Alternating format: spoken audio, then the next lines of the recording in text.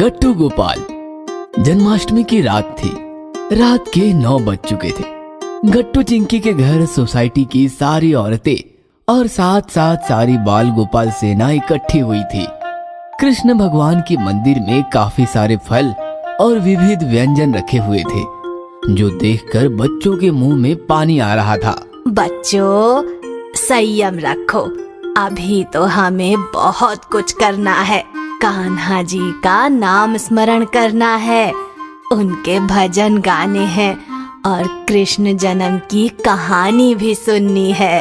कहानी का नाम सुनते ही बच्चों की भूख एकदम छूमंतर हो गई। ये कहानी द्वापर युग की है। द्वापर युग में राजा उग्रसेन नाम का राजा रहता था। उसका एक अत्याचारी दुराचारी बेटा था, जिसका नाम था कंस। कंस मतलब कंस मामा? हाँ, वही कंस मामा, पापी अत्याचारी कंस, जो नागरिकों के ऊपर कई प्रकार के अत्याचार करता था। वो कंस मामा कैसे बना, ये हम सब इस कहानी में देखेंगे। कंस बड़ा दुष्ट था। अपने पिता को धोखा देकर वो नगर का राजा बन बैठा था और लोगों पर अत्याचार करता था। उसकी एक बहन थी, देवकी। कंस देवकी से बहुत प्यार करता था। देवकी? ये कौन है? नाम तो सुना हुआ है। अरे वो कान्हा जी की मम्मी है। लेकिन कान्हा जी की मम्मी तो मैया यशोदा है। अरे तुम दोनों ही बोलोगे या दादी को भी बोलने दोगे? बस कहानी सुनते रहो, दादी तुम्हारे सारे डाउट्स क्लियर करेंगी। तो हुआ ऐसा, देवकी की शादी राजा वासुदेव से हुई और कंस देवकी वासुदेव को रथ में बिठाकर बहन के ससुराल निकल पड़ा। कंस रथ दौड़ा रहा था, तभी अचानक मौसम बदल गया। तेज तूफान आया, बिजलियां कड़कड़ाने लगी और आकाश से आकाशवाणी हुई। क्या थी वो आकाशवाणी? हे दुष्ट कंस, जिस देवकी को तू रथ में बिठा कर ले जा रहा है, उस देवकी का 8वां पुत्र तुम्हारा वध करेगा। अरे बाप रे! फिर क्या? कंस ने देवकी और वासुदेव को कारागृह में यानी अपने नगर के जेल में बंद कर दिया।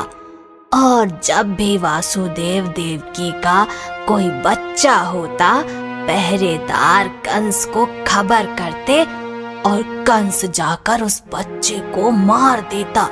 ऐसे करते करते कंस ने देवकी के 7 बच्चों को निर्दयता से मार दिया। How sad! मुझे नहीं सुननी ये कहानी। चिंकी सुनो तो, आगे हमारे हीरो की यानी हमारे कृष्ण कन्हैया की एंट्री होने वाली है। हाँ, भगवान विष्णु कंस का संहार करने के लिए देवकी वासुदेव के 8वें पुत्र बनकर जन्म लेने वाले थे। मतलब कंस अब 8वें पुत्र को भी मार देगा? नहीं, भगवान को भले कोई कैसे मार सकता है।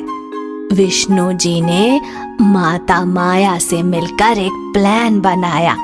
माता माया एक नन्ही बच्ची बनकर यमुना पार रहने वाले वासुदेव के मित्र नंद के यहाँ पैदा हो गई। इधर भगवान विष्णु ने देवकी की कोख से जन्म लिया।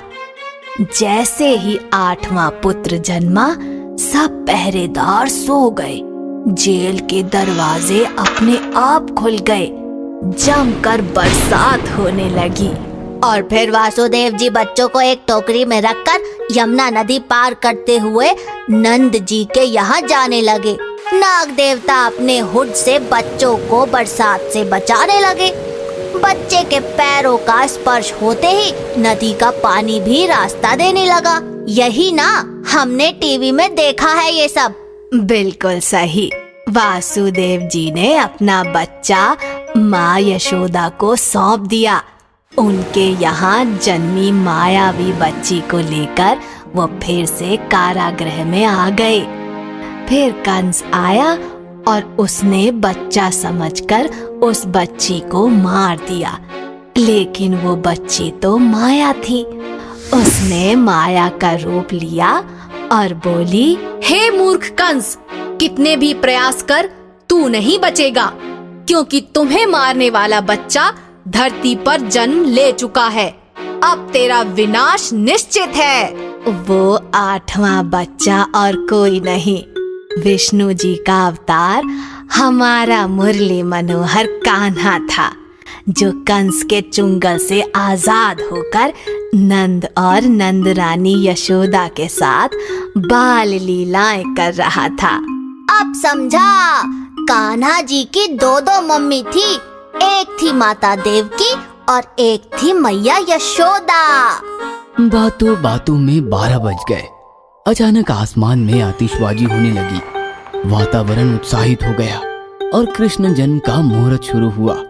सबने मिलकर विधिवत पूजन किया और आरती उतार कर कान्हा जी का स्वागत किया गया और फिर सब मिलकर भक्ति भाव से प्रसाद ग्रहण करने लगे। अगर आपको हमारी वीडियोस पसंद आ रहे हैं तो इन्हें लाइक करें, कमेंट करें और सब्सक्राइब करें